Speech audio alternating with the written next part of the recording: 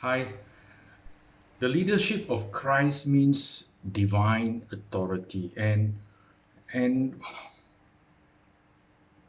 there is not one incident in the Bible that I can think of that crystallizes divine authority like the centurion.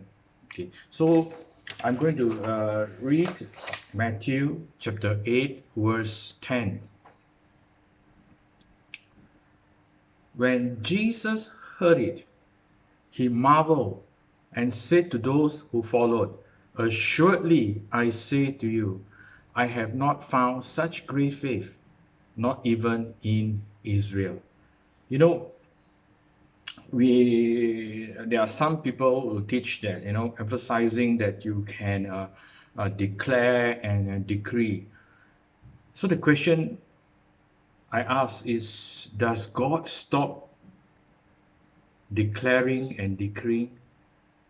Is it not better to hear God yourself, to decree and to declare and decree, so that you would declare what God is declaring and decreeing, and just give a voice, be a spokesperson of God's decree. So, and that is about divine authority, God's declaration, His word, His rhema, His pronouncement in your life. He began to say, He began to speak into your life, to declare and decree certain things. And yes, God uses us to declare and decree certain things, but it is from heaven. Okay, it's not just you know just declaring and decreeing by ourselves. So therefore, again, we come back to some time back. I was talking about our own natural faith and divine supernatural faith. And divine supernatural faith comes when we hear God. Faith comes by hearing and hearing the word of God, that rhema of God, that declaration, that decree of God. Then we speak it. Then the spirit of faith will go forth through our lips, right? So, and amazingly, let's read verse 8 prior to verse 10 about the centurion. Matthew 8, verse 8. The centurion answered and said, "Lord, I am not worthy that you should come under my roof, but only speak a word, and my servant will be healed." Verse 9. For I also am a man under authority, having soldiers under me. And I say to this one, "Go," and he goes. And to another, "Come," and he comes. And to my servant, "Do this," and he does it. So this centurion really understood about authority. And verse 8, the centurion answered and said, "Lord, I'm not worthy that you should come under my roof." Uh, let's begin with verse 5. Back up a bit. Now, when Jesus had entered Capernaum, a centurion came to him, pleading with him. A person who really understood authority, pleading with Jesus. So did Jesus rebuke him? "Oh, you lack of faith"? And in contrast to the teaching that's all about, declare and decree, you know, instead of using our own natural faith to declare and decree, let's hear God.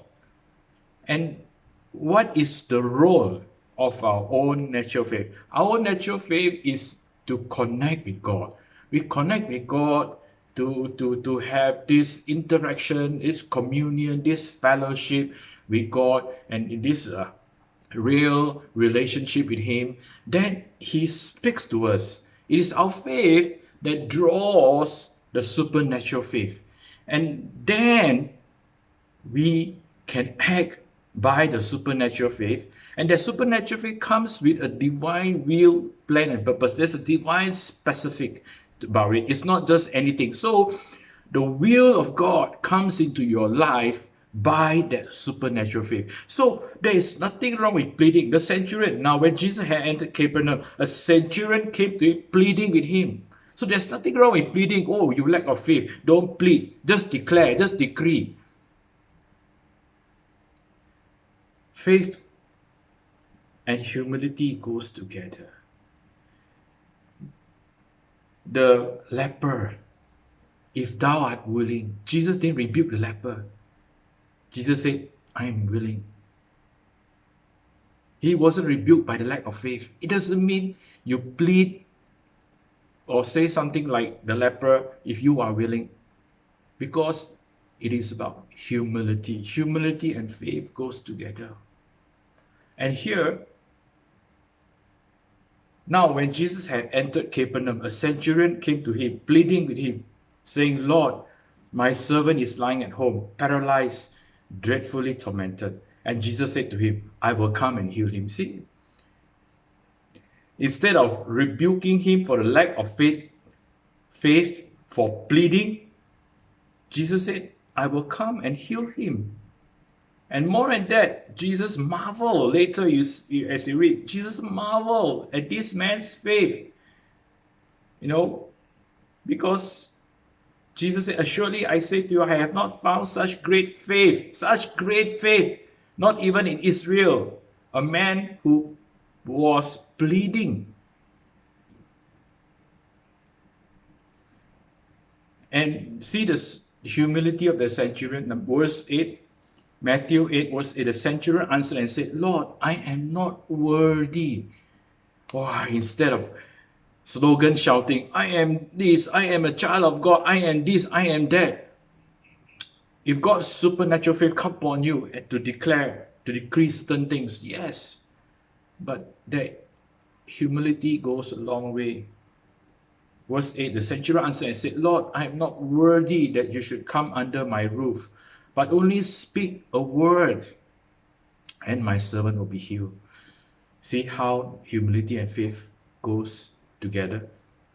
I'm not worthy that you should come under my roof, but only speak a word, and my servant will be healed. So this message is about divine authority upon your life. When divine authority is upon your life, because of the leadership of Christ in your life, you will experience real, true miracles.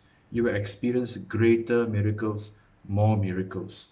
So submission to divine authority is not negative. It is powerful. God bless you.